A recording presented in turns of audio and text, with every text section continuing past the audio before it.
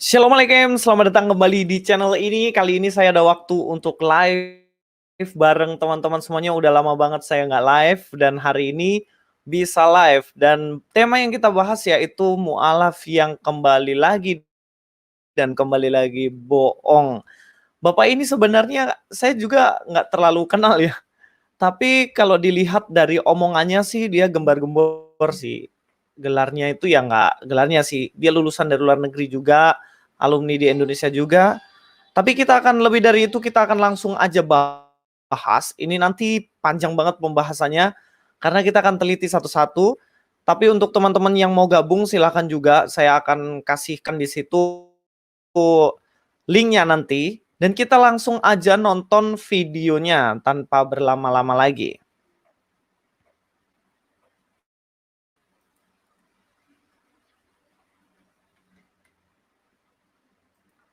Begitu lulus SMA, saya suruh milih sekolah teologi. Karena sekolah teologi di dunia ini yang baik itu cuma ada 3.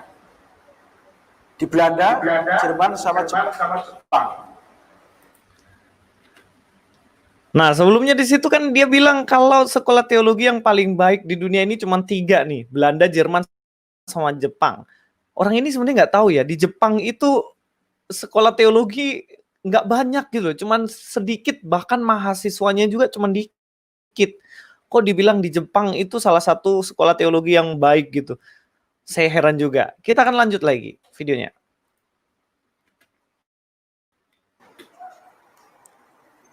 Saya tidak milih 3-3-nya. Saya milih sekolah teologi di Bandung. Kenapa? Saya masih bisa sama ibu. Begitu hampir selesai tahun 87. Semester akhir, ibu bilang, kamu besok dipersiapkan menjadi imam. Imam di gereja ini, kalau Protestan, harus punya istri untuk mengurangi fitnah. Oke, sebelum kita bahas lebih jauh lagi, di sini dikatakan bahwa dia adalah namanya Ustadz Ragil Wibowo.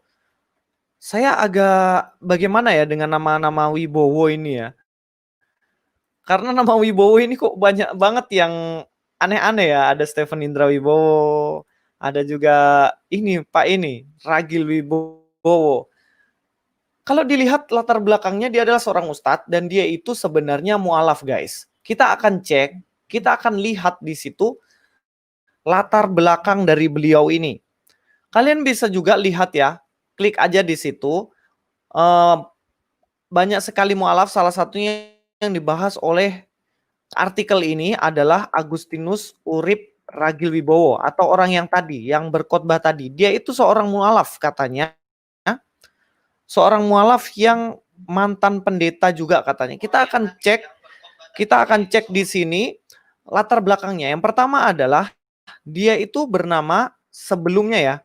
Dia itu bernama Agustinus Sri Urip Ragil Wibowo. Mudah-mudahan teman-teman bisa membacanya. Dia mantan misionaris katanya, lulusan Jerman dan Jepang. Masuk Islam beserta keluarga. Agustinus Urip Ragil Wibowo yaitu mantan misionaris yang berhasil mengkristenkan 200 orang di Desa Giri Sekar, Kecamatan Pandan, Kabupaten Gunung Kidul, Yogyakarta. Dan akhirnya dia mu'alaf lah di sini. Jadilah dia ustadz. Tetapi kita akan melihat di sini latar belakang pendidikan dari Agustinus ini ya, atau Ragil, Ustadz Ragil ini. Latar pendidikannya katanya nih ya di sini, dia alumni Institut Agama Kristen Bandung tahun 1989.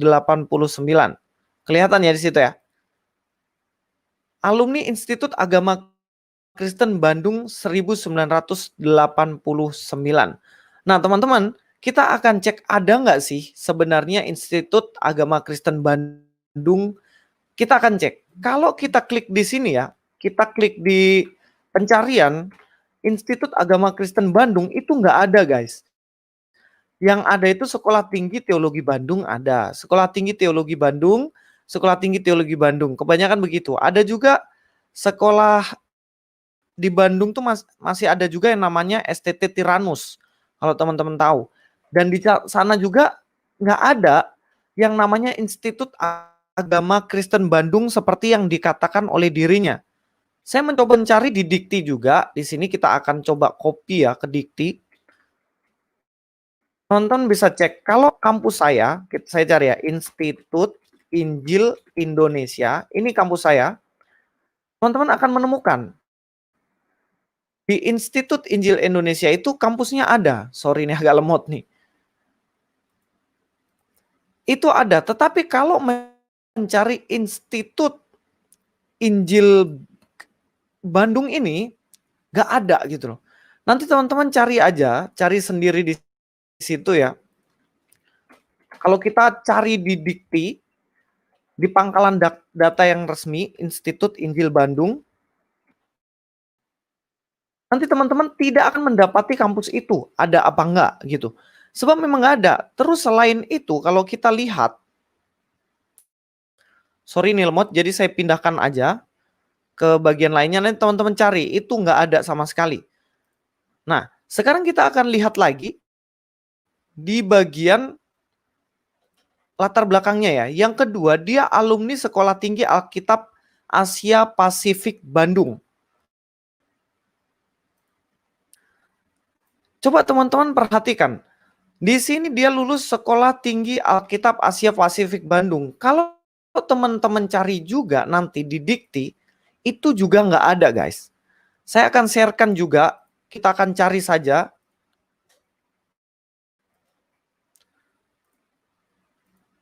Nah ini yang tadi, Institut Agama Kristen Negeri Tarutung ada. Agama Kristen yang lain kayak Nabire Asmat dan lain-lain ada, tetapi Institut Seni Budaya Indonesia Bandung ada, tetapi untuk agama Kristen di Bandung nggak ada. Terus tadi juga saya coba untuk mencari Sekolah Tinggi Asia Pasifik juga nggak ketemu, tapi mungkin saya bisa salah ya teman-teman. Nanti teman-teman coba cek aja, ternyata sekolah-sekolah yang dia sebut itu nggak ada gitu loh. Nah, sekarang kita akan kembali lagi ke latar belakang kehidupannya. Latar ke belakangnya yaitu tahun 1989 dia alumni Institut Agama Kristen Bandung. Tapi tahun 1988 dia alumni Jepang Misionaris. Tahun 1988 juga dia alumni Jerman Mission House. Dia juga tahun 1988 itu alumni dari Lintas Budaya. Bayangin dalam 2 tahun, bahkan dalam 1 tahun dia alumni 3 tempat tuh. Dan juga di tahun 89 dia alumni juga. Ini lebih hebat dari Tuhan aku rasa nih. Kenapa? Kok bisa? Dia itu bisa di Jerman, bisa di Jepang, bisa di Bandung, dan bisa di tempat ini yang Lintas Budaya ini saya nggak tahu di mana. Di tempat 4 berbeda, dia menjadi alumni dalam tahun yang sama. Bayangin, apa nggak ini ngibul nih namanya? Dan teman-teman cari juga Jepang Misionaris TC dan Jerman Mission House 1988 ini nggak ada semua yang disampaikan oleh beliau. Dan ini jelas-jelas nggak benar. Oke ya, sampai sini paham ya? Bagaimana ada beberapa kejanggalan yang ia lakukan. Dan saya akan men-sharekan lagi beberapa statementnya lagi ya guys ya. Kita akan dengar statementnya lagi. Harus punya istri. Di aplikasi namanya penyesuaian. Ya studi banding lah kalau sekarang. Ke Jerman Barat, kemudian ke Jepang, Korea Selatan, New Zealand dan Zimbabwe. Pulang dari sana saya dinobatkan menjadi konsulen, wakil imam, karena belum bangun. Waktu itu usia saya 23 tahun. Oke. Jadi dia mengatakan bahwa dirinya juga dinobatkan sebagai pendeta setelah lulus dari yang tadi ya, latar belakang ya. Jadi setelah lulus dari 89 Bandung, 88 ini di Jepang, 88 di Jerman, lintas budaya juga 88, dia dinobatkan sebagai seorang pendeta. Tetapi yang paling nggak masuk akal lagi ya, sebelum dia jadi pendeta itu ya, yang gereja metodis dia bilang itu, dia jadi guru agama Katolik nih guys. Dia jadi guru agama Katolik di Bandung tahun 85 sampai tahun 87. Lah kok bisa begitu loh. Lah kok bisa dia jadi guru agama Katolik sedangkan dia itu lulusan dari teologi dan dia ngakunya adalah pendeta Kristen gitu. Yang lebih keren lagi, dia ngaku juga doktor honoris causa UGM Jogja 2003. Dia udah doktor. Tapi S1-nya nggak tahu apa, S2-nya nggak tahu apa, tiba-tiba dia doktor honoris causa dari UGM. Nah, UGM kasih gelar doktor ini untuk dia dalam rangka apa? Sedangkan alumninya aja loh, alumni Kristen Bandung sama Alkitab Asia Pasifik ya. Saya mau juga sih kalau mau dikasih honoris causa doktor. Padahal kan seteologi, emangnya di UGM ada teologi kan enggak kan? Nah, kita akan lihat lagi latar belakangnya yang lain ya guys ya. Mohon bersabar, jangan kemana-mana dulu. Nanti kita akan ngobrol-ngobrol bareng, tapi kita akan lihat latar belakangnya lagi. Tahun 84 sampai 86 dia manajer restoran LS Bandung. Jadi ini sementara dia jadi guru agama Katolik, dia ternyata juga manajer restoran. Nah ini double-double, dia tuh di tempat yang berbeda begitu, apa manusia tapi kayaknya bisa di beberapa tempat yang berbeda. Bisa jadi guru agama Katolik, walaupun KTP-nya Kristen, tapi juga jadi manajer sebuah restoran. Mantap. Nah dia menjadi penginjil Jatim 88 sampai 90. Dia penginjil Jateng juga 1989, 1993.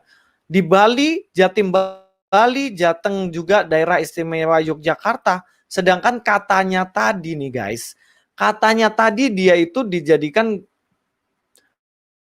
semacam pendeta kan di satu gereja. Nah ini bagaimana? Nggak jelas. Yang paling nggak jelas banget nih guys, dia dinobatkan 89 ini sampai 93 sebagai gembala sidang GPII Jogja. Saya nggak tahu gereja GPI ini apa ya. Kalau saya share nih, saya cari tahu dari internet, gereja ini memang saya belum pernah dengar sih. Mungkin saya bisa salah, tapi coba teman-teman nanti cek kalau ada yang tahu ini gereja apa, nanti kasih tahu saya aja.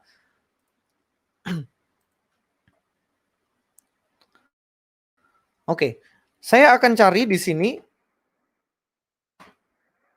GPII. GPII itu di Jawa Tengah itu bukan gereja ya guys ya. GPII nggak mungkin gereja kan simbolnya bulan dan bintang begini kan. Ternyata GPII itu dia adalah semacam orang-orang Islam ya ini, Gerakan Pemuda Islam Indonesia. Nah ini GPII. GPII itu Gerakan Pemuda Islam Indonesia. Dan tidak mungkin Bapak ini dijadikan gembala di GPII. Kok bisa dia jadi gembala sidang di Gerakan Pemuda Islam begitu kan? Nah itu jelas-jelas ngawur gitu. Coba ya, kita cek lagi latar belakangnya tadi supaya lebih jelas lagi. Nih, Gembala Sidang GPII Jogja. Sedangkan GPII ini adalah Gerakan Pemuda Islam Indonesia. Mungkin saya bisa salah di sini, tapi kalau mungkin salah, kasih tahu saya aja. Nanti teman-teman Telegram saya kasih tahu GPII ternyata aja ada gerejanya. Tetapi di Jogja setahu saya ini adalah Gerakan Pemuda Islam Indonesia. Tetapi Bapak ini jadi gembala sidang di sana. Oke.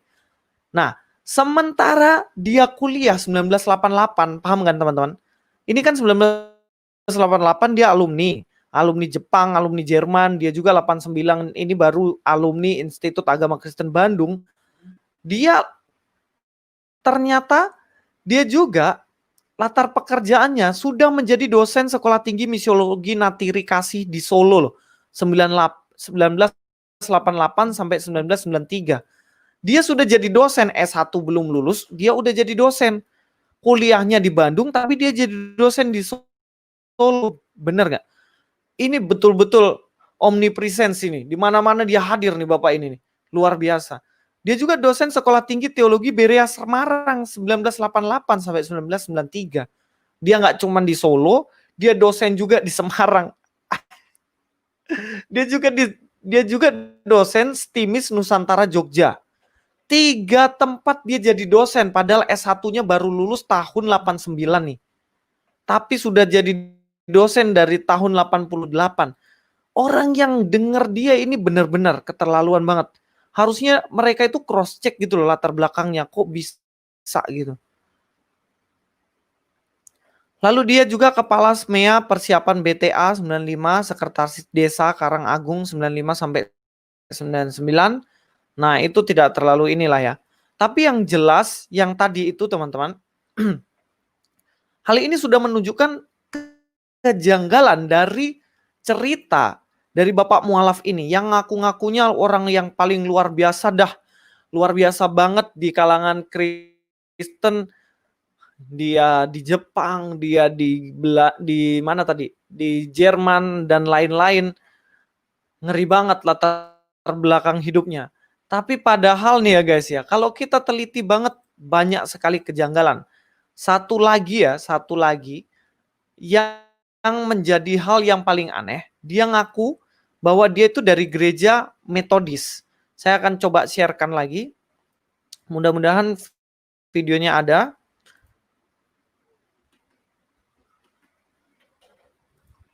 Adalah ketua sinode. Betul, akhirnya betul, waktu itu bapak saya itu adalah ketua sinode. Usul ke gereja induk saya beda dengan gereja saya, organisasinya dengan bapak. Bapak itu gereja Kristen Jawa. Kalau saya gereja Metodis. Oke, dia mengatakan bahwa dirinya adalah gereja Metodis. Sekali lagi ya, coba dengar teman-teman. Kristen Jawa. Kalau saya gereja Metodis. Nah, dia dari gereja Metodis. Tetapi dari latar belakang hidupnya tadi, kita tahu bahwa tidak ada indikasi sedikit pun bahwa dia adalah orang Metodis. Paham ya? Oke, kita cek. Nah, dia dikatakan gembala sidang GPII. Ini bukan Metodis, teman-teman. Gereja Metodis itu bukan GPII. Terus, dia juga, kalau di sini ya, dikatakan bagaimana dia ketua lokasi gereja Presbyterian Internasional Indonesia Jateng 90 sampai 93. Tadi dikatakan setelah lulus tahun 89 dia jadi gembala di Metodis 90 sampai 93. Tetapi di sini dikatakan gereja Presbyterian. Lah terus dia ada di Jogja, tapi dia juga ketua umum HKTI Sumatera Selatan 95 sampai 98 ya. Oke lah mungkin setelah ini. Tetapi dia ini memang pindah-pindah sekali. Ini sekretaris Badan Kerjasama Gereja 90 sampai 93 yang mana lagi gitu loh. Jadi jelaslah dari semua ini teman-teman, kalau kita percaya apa yang menjadi omongannya, kita terlalu tidak bisa berpikir. Kenapa? Seperti yang saya sudah jelaskan, latar belakang hidupnya sama sekali nggak jelas. Mungkin begini, kalau saya pikir ya, mungkin dia ini mau menunjukkan bahwa saya orang hebat di Kristen, dia masuk ke agama yang sekarang. Dan akhirnya memang dia bisa menjadi ustadz gitu. Mungkin karena latar belakangnya pendeta, yang pendeta nggak tahu di gereja apa, yang berubah-berubah, kadang-kadang Metodis, kadang Presbyterian, ya kadang-kadang gembala GPII dan lain-lain. Latar belakang sekolahnya juga katanya di Jerman lah, di Jepang lah, New Zealand lah, Zimbabwe lah, di Korea Selatan lah. Tapi setelah diteliti ternyata semuanya bentrok di tahun yang sama. Dan itu nggak masuk akal. Kita nggak mungkin kuliah di 4 tempat yang berbeda dan 4 tempat di Indonesia secara bersamaan dan di wisuda secara bersamaan. Itu nggak mungkin banget. Dan ini yang harus kita tahu. Bapak ini lebih parah kalau saya bilang dari Stephen Indra Wibowo. Karena kebohongannya terlalu, kurang pintar kalau saya rasa. Oke, itu aja pembahasan dari saya. Sebenarnya ada beberapa pembahasan mengenai Bapak ini, tapi saya nggak akan live-kan. Tapi nanti saya akan buatkan videonya secara langsung saya rekam, saya edit, dan saya akan upload. Nggak akan saya live-kan. Karena hari ini terus terang saya lagi males edit video, makanya saya live aja. Untuk teman-teman semua yang mau gabungan, silahkan. Itu StreamYard saya, mungkin saya akan bagikan juga di ini ya, di apa, pesan, di pesan. Sabar ya teman-teman ya.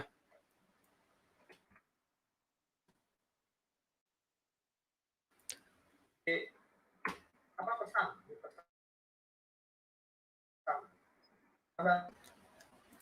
Silakan yang mau masuk, saya sudah masukkan di situ. Untuk teman-teman yang mau bergabung, silakan untuk membahas dan diskusi mengenai Bapak ini.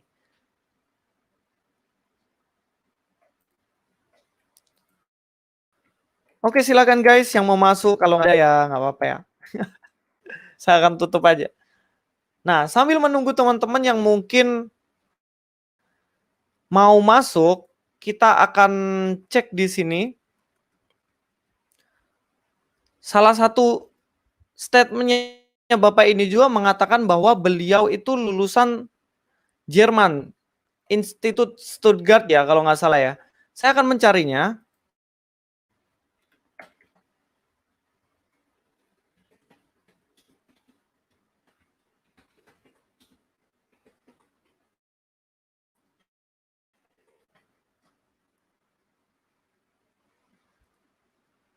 University Stuttgart katanya. Nah, teman-teman ini juga agak aneh. Kenapa kok bisa aneh? Saya akan sharekan.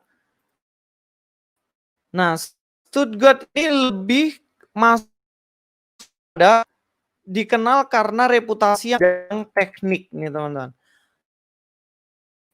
Dia sangat baik di bidang teknik otomotif yang canggih, efisien, manufaktur otomatis, teknis proses, dan lain sebagainya. Lah kok bisa yang terkenal dengan Universitas Teknologi ini, dia studi banding atau kuliah di Stuttgart, Jerman ini, padahal dia teologi gitu. Nah, itu satu kejanggalan yang lainnya. Nah, berhubung sudah ada beberapa yang masuk, saya akan masukkan untuk teman-teman yang mau diskusi sama saya. Loh, pada keluar ini. Oke, saya masukin teman saya. Halo. Halo, salam Sandi. Mas Luis. Salam Mas Luis.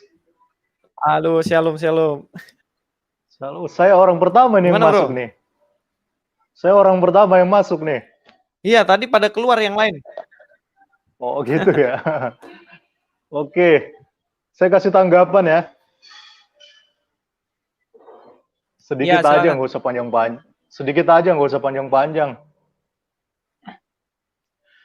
Ya, tadi Mas Luis sudah kasih pemaparannya itu bagus sekali saya pikir karena dari riwayatnya aja itu kita udah bisa tahu gitu. Ditambah lagi dengan kesaksian videonya yang nggak sinkron gitu dengan riwayatnya tadi yang sudah Mas Luis paparkan. Jadi kita nggak usah ragu lagi ya, memang ini udah kebohongan namanya.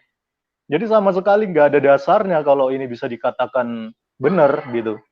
Jadi benar-benar 1000% ini udah bohong memang udah.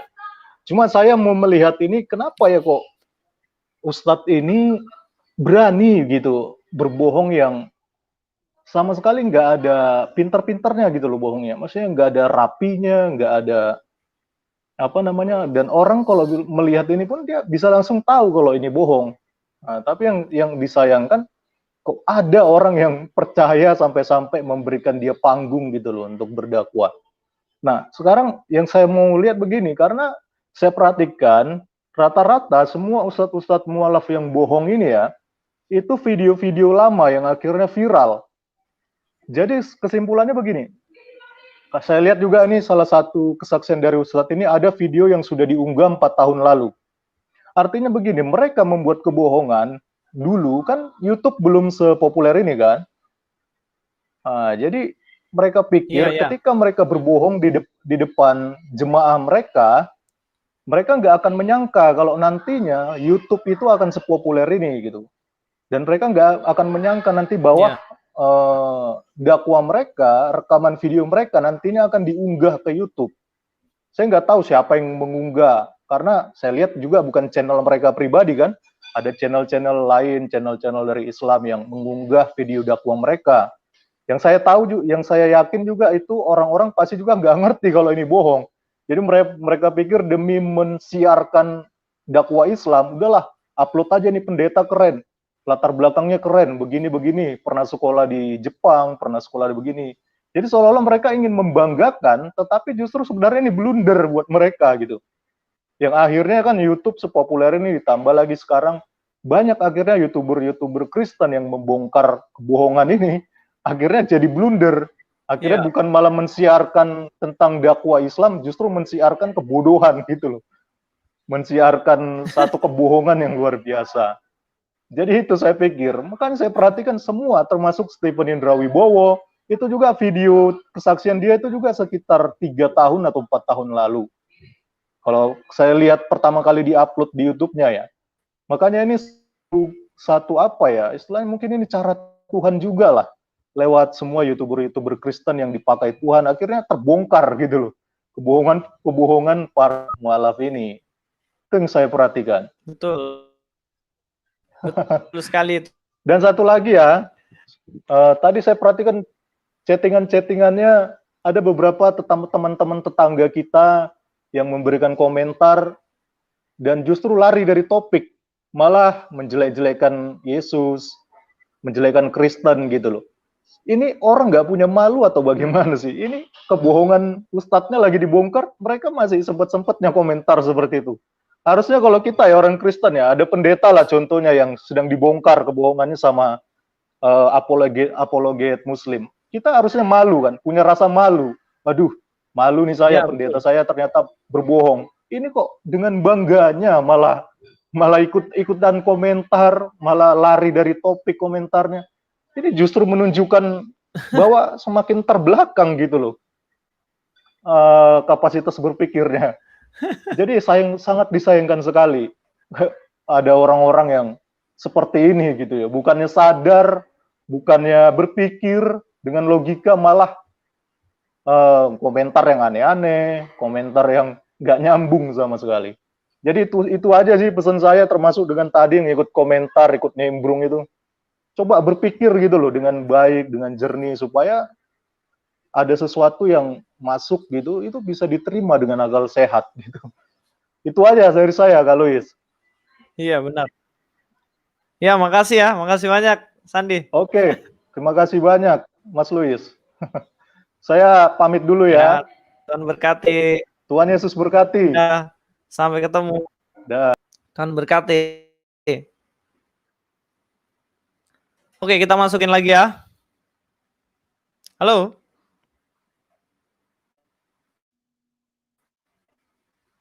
Hello. Anybody home? Sepertinya nggak ada, guys. Kita kasih masuk lagi. Oke. Hello. Selamat malam. Anybody home? Sepertinya nggak ada, guys. Halo. Halo, brother. Halo. Halo. Halo. Ya, dengar suara saya kah? Halo, brother. Halo. Halo. Silakan berkomentar. Ya. Berarti Anda ini seorang penista ya? Penista agama. Ya? Halo? Halo? Halo, brother. Ya, halo. Oh, berarti Anda ini seorang penista Ya, agama. silakan beri komentar. Berarti Anda ini seorang penista agama ya? Anda tahu itu perlu buat kami. Penista agama gimana? Ya, kamu menghina para pendekar-pendekar kami. Kamu tahu mereka sudah kami setting untuk bisa seperti itu. Supaya kami dapat 72 bidadari. Gitu. Lebih baik kamu Kalau itu hentikan aku no sekarang. komen Ya. lah, bro. Oh, Kamu gitu ya. Jangan Kamu akan gitu lah, kena Bro. azab. Sudah, berhentikan aja tayangan ini. Pak Satir. Mereka memang kami sengaja seperti itu. Ya, biar mereka cepat pansos. Oh, sengaja ya, Ya, settingan. memang, betul. Ya, Bahlul ente. Sudah jadi sama dengan kami Thank you, Satir agar turun. agar kami juga bisa kasih kamu sama dengan kami 72. Kalau mau perlu kami tambahin 80.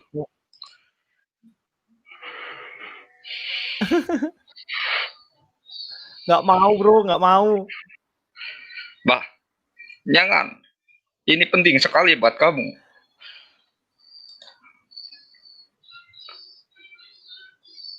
Nggak perlu, nggak suka aku yang gituan. Satu aja udah capek. Enak. Kita masuk Nggak yang lain ya, pernah. Bro ya. Udah. Oh, oke. Hmm? Oke, jadi kamu Makasih ya udah masuk. Nanti lain kali masuk lagi. nggak berminat?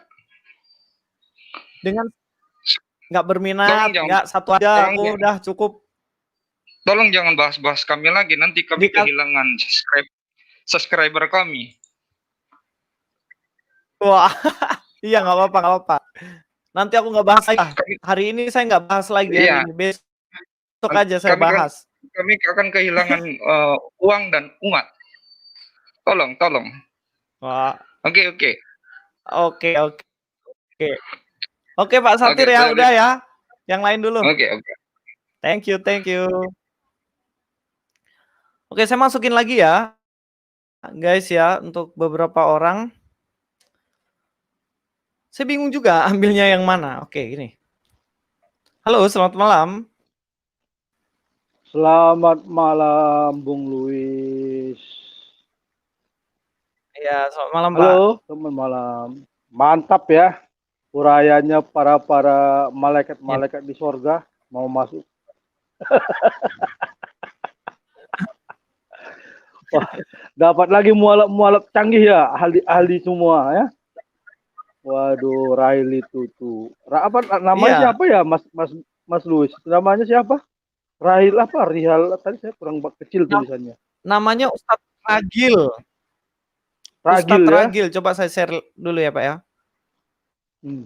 Ustadz Ragil ini Agustinus Sri Urip Ragil Wibowo. Ada Wibowonya juga nih, Pak. Wah, saya salut lihat urayan yang udah sama kayak Stephen urayan. Oh, urayannya itu hebat sekali ya.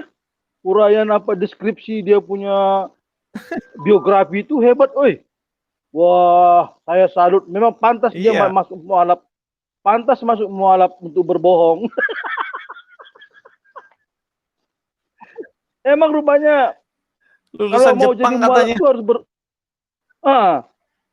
saya bilang dia mau berbahasa Jepang, saya mau bahasa Jepang dulu sama dia itu.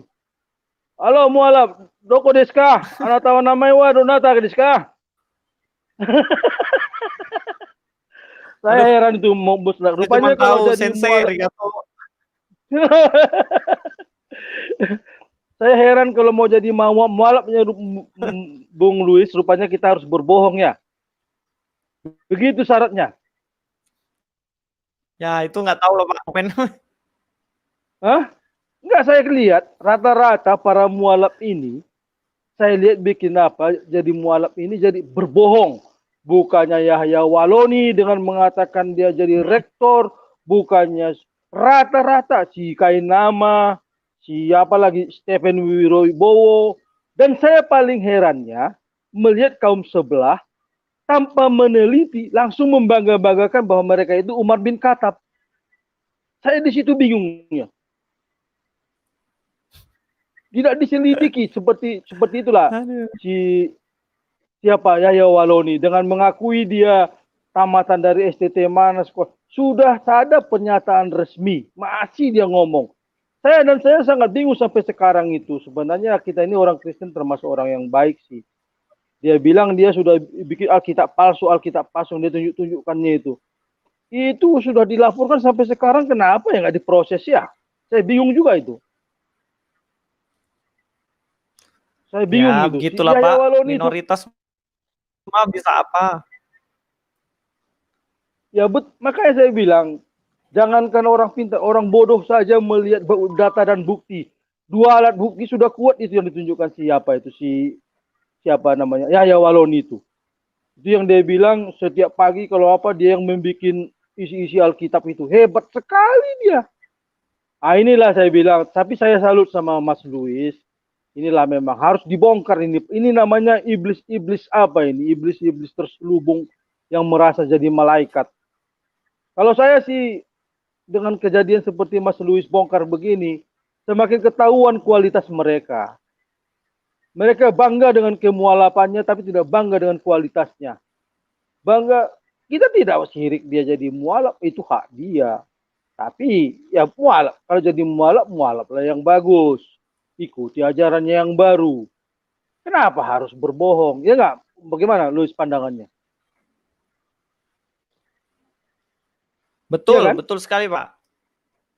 Iya, kita juga Betul itu. kita tidak pernah kita umat Harus Kristen jadi nggak mualaf pernah. yang belajar sungguh-sungguh agamanya sekarang gitu. Iya, iya, dia agama baru silakan, itu hak dia, kita nggak larang. Tapi jangan begitulah. Saya sampai dengar tuh si Kainama, si Samudra. Kalau khotbah nggak pernah aku lihat dia bawa isi dari Al-Qur'annya. Yang dia isi dari isi Alkitab. Ini khotbah. Khotbah apa saya pikir? Yang diomongin dia katanya tamat sini, 2 tahun saya di sini, saya sudah jadi dapat master. Orang pintar enggak katanya, orang jenius enggak. Ini khotbah itu apa gimana? Saya bingung juga Mas Luis ini. Tapi saya salut melihat Anda aktif untuk membongkar hal iblis ini. Iblis harus ditelanjangi ini. Ditelanjangi ini. Karena kalau zaman dulu nggak bisa Mas Luis dibongkar seperti ini. Tapi mereka nggak sadar sekarang ini zaman internet.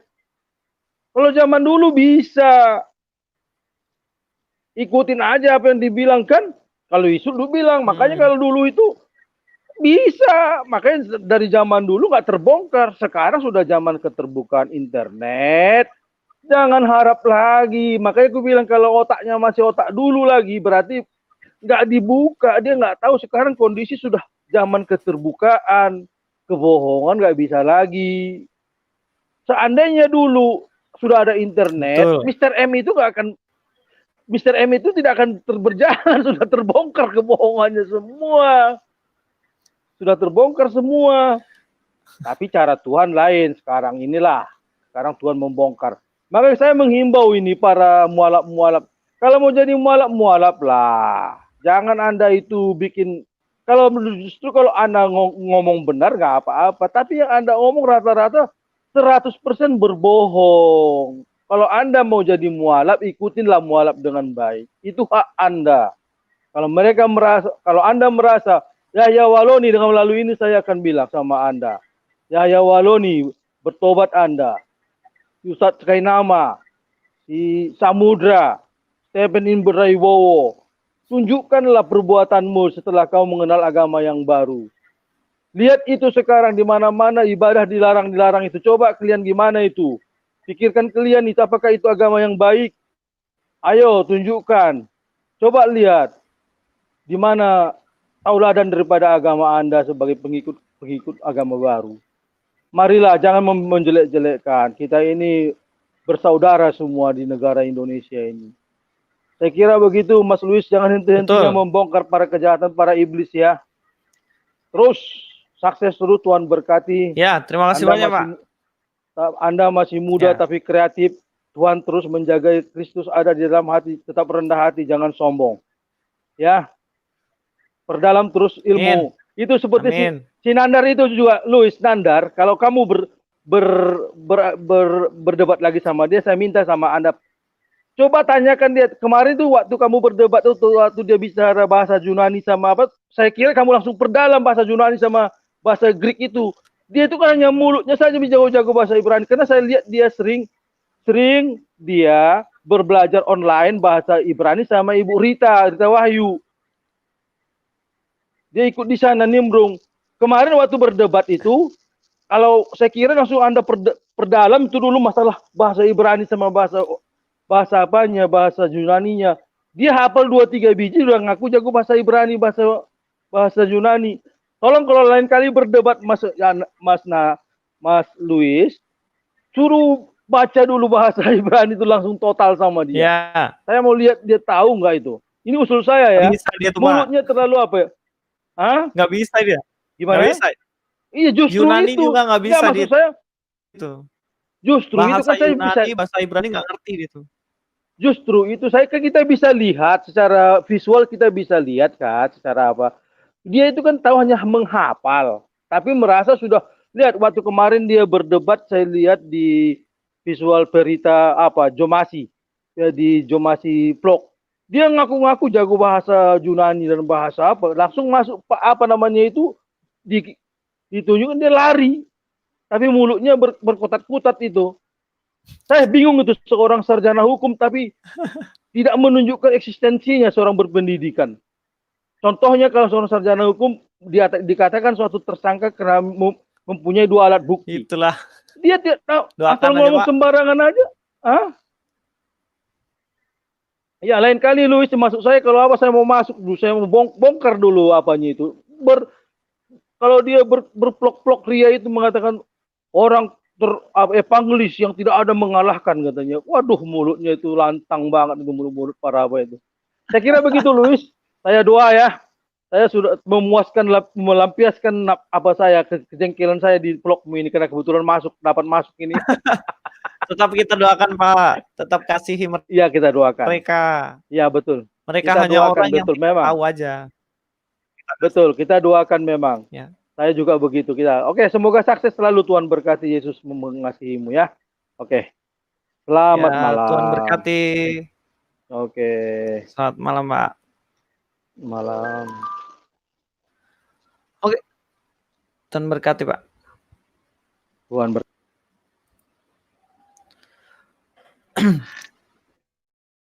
Oke, kita akan lanjutkan untuk teman-teman yang selanjutnya. Silakan ada komentar mungkin dari New Life Channel. Selamat malam. Salam, bro. Halo, selamat malam. Halo. Ya, selamat malam, shalom. Iya,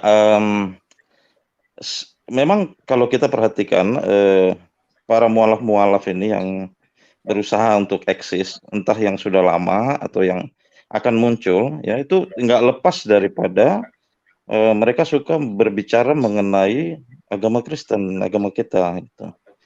Mereka kan nyari panggung, mereka kan nyari apa ya? Saya pikir motifnya nggak jauh-jauh amat dari persoalan duit sih dan popularitas. Gitu. Jadi mereka menggunakan apa pengetahuan yang dangkal sekali terhadap ajaran agama kita, agama Kristen, untuk menjelek-jelekan agama kita agar mereka memperoleh panggung gitu. Dan itu tujuannya untuk menarik simpati orang. Banyak sih itu bisa untuk mencari panggung, mencari uang, kemudian mencari pengikut, berusaha untuk tenar, bahkan juga mencari perempuan gitu loh. Supaya mereka ya kan kita pernah dengar ada kasus seperti itu kan, dia itu yang kemarin sempat murtad terus jadi sempat mualaf terus jadi balik lagi, katanya itu kan sempat ada kasus dengan perempuan tuh. Seolah-olah dia jadi mendekati perempuan gara-gara dia memberitakan syiar itu Islam tetapi menjelek-jelekan agama kita gitu. Jadi saya lihat kayak gitu tuh udah jadi ini ya. Mereka udah nggak tahu malu lah gitu. Udah nggak tahu malu lah, urat malunya udah putus gitu. Mereka nggak takut juga terhadap kebohongan yang mereka buat. Mereka gimana ya? Mereka menyebarkan agama yang harusnya berasal dari sebuah ajaran yang suci.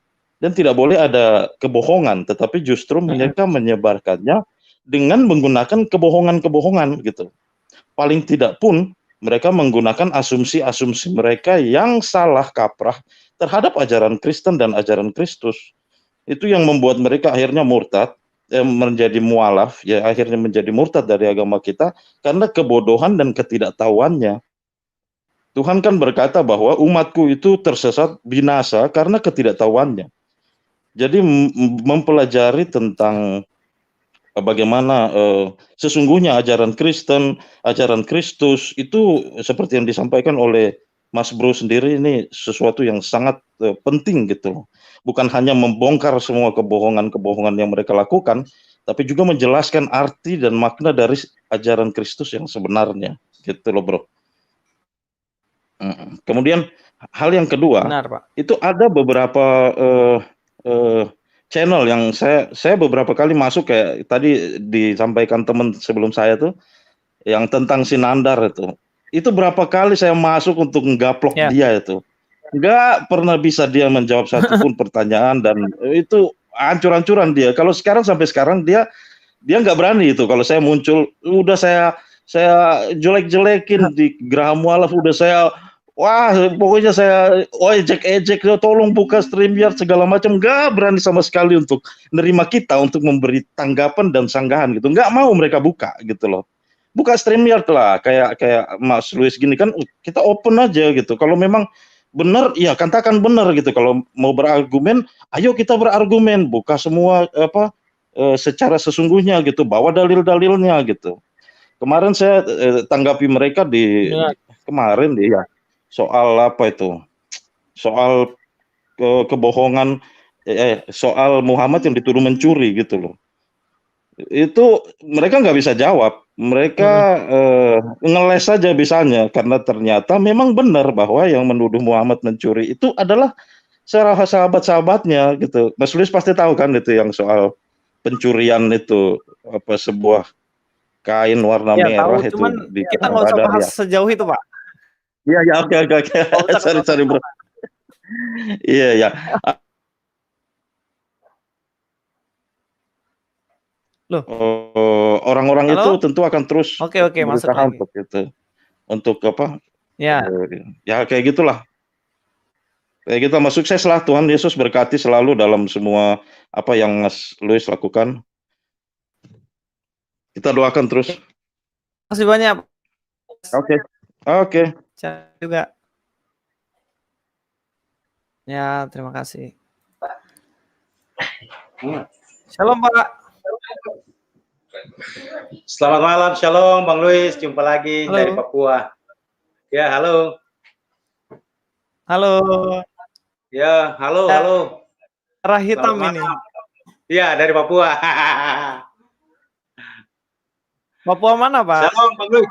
Iya, kalau saya tidak komentar tentang topik yang sekarang dibicarakan, saya hanya mau ingatkan Bang Luis saja, untuk pesan lagi, Bang Luis tetap di jalan yang sekarang, tetap berkarya, lalu mungkin kalau ada misalkan ada topik-topik tentang kekristenan, mungkin bisa dikoordinasikan dengan, ya bisa berdiskusi dengan Pak Verbum, kemudian yang lain-lain. Kemarin bagus sekali Bang Luis, saya sempat masuk tapi tidak bisa, yang sama-sama dengan Mas Didit membahas tentang doktrin Tritunggal itu, Bang. Saya senang sekali. Yang kayak itu yang saya mau ingin ingatkan supaya ke depan Bang Luis tetap dan teman-teman seperti itu. Jadi kalau topik-topik yang katakanlah terkait dengan doktrin kekristenan itu dibahas bersama-sama, saya kira itu akan lebih bagus. Karena saya percaya Bang Luis punya kemampuan, tapi kalau 1, 2 orang atau 3 orang sama-sama membahas itu akan lebih bagus, saya kira. Jadi mungkin pada kesempatan ini saya lebih ingatkan Bang Luis lagi, kesempatan saya masih masuk, saya ingatkan lagi, sekarang terus berkarya di jalan yang benar, terkait dengan doktrin kita, bisa dibicarakan dengan ya senior-senior seperti Pak Verbum, Pak Pendeta Murewali, Pak Esra, kira-kira seperti itu. Pokoknya mantap lah, pokoknya. Saya selalu ikuti terus, jadi terkait dengan topik yang sekarang saya tidak masuk di situ. Terima kasih banyak, Pak. Ya. Maka itu, saya hormat. Salam untuk Mas Didi, salam. Beliau hebat. Saya biasa komen-komen beliau terus. Ya, nanti saya sampaikan, Pak. Ya. Terima kasih, Pak. Shalom. Ya, shalom. Tuhan berkati. Oke, teman-teman, sepertinya sudah saja karena hampir 1 jam. Saya masih ada tugas tanggung jawab yang lain. Nanti minggu depan kita akan bahas. Saya juga ada rencana besok nge-live lagi sih. Agak malaman gitu. Saya juga akan live besok hari. Kita akan bahas, ada lagi kasus di mana ketika ada orang Kristen sedang beribadah diganggu pakai speaker. Kita akan bahas besok hari dalam live streaming lagi. Dan sampai ketemu lagi di pertemuan selanjutnya. Luis Prasetyo sini, God be with you all.